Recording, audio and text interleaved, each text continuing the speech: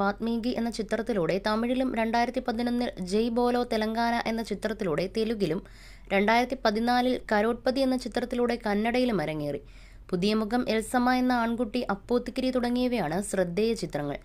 സിനിമയിൽ നിന്നും ഇടവേളയെടുത്ത് റേഡിയോ ജോക്കിയായി മീര ജോലി ചെയ്തു വരികയാണിപ്പോൾ.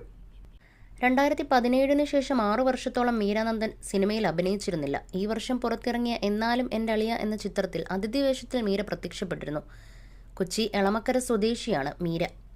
മീരയുടെ ജന്മദിന ആഘോഷങ്ങളുടെ ചിത്രത്തിലും ഏറ്റവും ശ്രദ്ധിക്കപ്പെട്ടത് നസ്രിയ തന്നെയാണ്. മീരയുമായും ഭർത്താവ് ശ്രീജുവുമായും ഇത്രയും അടുപ്പം നസ്രിയയ്ക്കുണ്ടായിരുന്നോ എന്നും താരജാടകളില്ലാത്ത സിമ്പിളായ ആളാണ് നസ്രിയ എന്നുമാണ് ആരാധകർ പറയുന്നത്. മീരയുടെ എല്ലാ ആഘോഷങ്ങളിലും നസ്രിയ ഒപ്പമുണ്ട്. വിവാഹത്തിലും സജീവ സാന്നിധ്യമായി നസ്രിയ ഉണ്ടായിരുന്നു. ഇരുവരും തമ്മിലുള്ള ഫ്രണ്ട്ഷിപ്പും വളരെ വലുതാണ്. മാത്രമല്ല ആനഗസ്റ്റിൻ, സൃന്ദ തുടങ്ങിയവരുമായും നസ്രിയ നല്ല അടുപ്പത്തിലാണ്.